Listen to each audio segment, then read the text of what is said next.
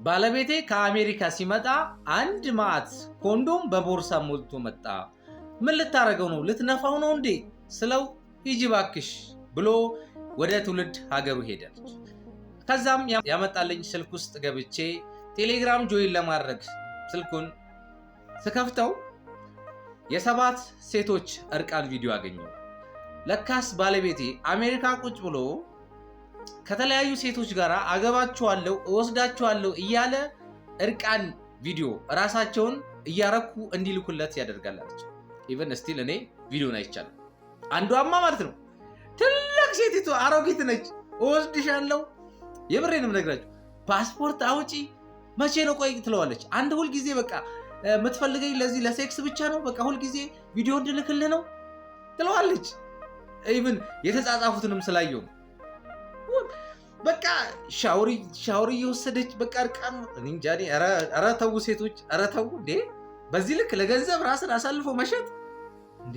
ገንዘብ እኮ ሰው የፈጠረው ነገር እኮ ነው የምን። ከዛ ያቺ ሴት ማለት ነው ገብታ ታያለች 7 ሴቶች።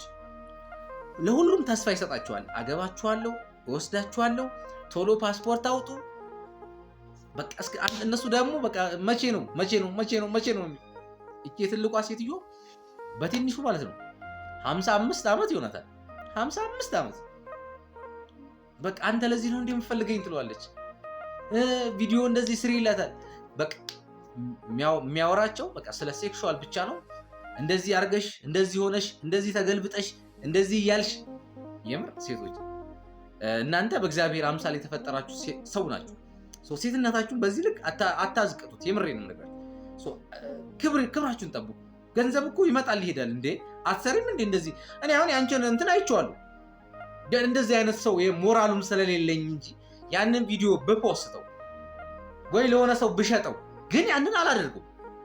እንደውም ያችን ልጅ አጥፊው ነው ያልኳት። ምክንያቱም የሆነ ቀን የሆነ ሰው ስልክሽን ድንገት አንስቶ ወይ ያን ፋይል ሊወስደው ይችላል ምናምን። የነዛ የ7 ሴቶች ቢያንስ ማለት ነው ከ100 ምናምን በላይ ቪዲዮ አላት ያቺ ሴት። ወደ ፋይል በቃ ትራንስፈር ዳውንሎድ ያደረገችው እና እንግዲህ የ80 ባሏ ነው እንዲህ የሚያደርገው ማለት ነው። ኢትዮጵያ ውስጥ ማለት ነው ብዙ ሴቶች አፓርታማ ይከራዩላቸዋል። ሴቶቹ ስራቸው ምንድን ነው? እርቃኗን በዲልዶ ታውቃላችሁ። ዲልዶ ማለት አርቲፊሻል የወንድ ብልት ነው። ያንን ሁሉ ያመጡላቸዋል። ከአሜሪካ ሲመጡ ያንን ይዞላት ይመጣል። ልብስ፣ ዶድራንት፣ ሽቶ፣ ያንዳንዱን ነገር አይፎን ይዞላት ይመጣል።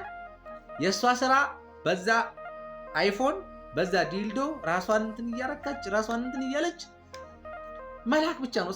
ሴንድ በቴሌግራም በዋትሳፕ በተለያዩ መላክ ብቻ ነው። ከዛ ዶላሩን ይልካል። ሴቶች ክብራችሁ ናት። ይሄኔ እኮ እቺ ገንዘብ መርጣ ሄደች እንደዚህ የምትልከሰከሰዋ ሴት አንድ የሆነ ወንድ አፍቅሮ ዋጋ እየከፈለላት ያለች ሴት ነች። ሴቶችዬ ክብራችሁን ጠብቁ፣ ዋጋችሁን ወቁ። እናንተ በእግዚአብሔር አምሳል የተፈጠራችሁ ሰዎች ናችሁ። ለገንዘብ ብለሽ ለሰው ፍጡር ብለሽ ራስሽን አታርክሽ። አሁን እስኪ ያ ቪዲዮ ቢለቀቅ እንደ ድንገት ሶሻል ሚዲያ ላይ ቢወጣ ወንድምሽ ሊያየው ይችላል፣ አባትሽ፣ እህትሽ። ምንድን ነው የሚሰማችሁ?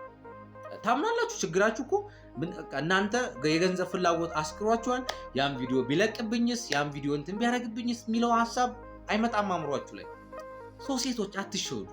በቃ ለገንዘብ ራስሽን አሳልፈሽ አትስጭ፣ ራስሽን አጠንክሪ። እንደዚህ የምታደርጉ ወንዶችም እግዚአብሔር ልቦናን ይስጣችሁ። ሴቶችም ራሳችሁን አስተውሉ። ቆም ብላችሁ ነገሮችን በማስተዋል ነው። ገንዘብ ነው ያስፈልጋል፣ ግን ከአንቺ አይበልጥብሽ። ክብርሽን ጠብቂ። ሴትነትሽን አሳልፈሽ ለምንም ነገር አትስጪኝ። እንዲህ የምታደርጉ ሴቶች እግዚአብሔር ልቦናውን ይስጣችሁ።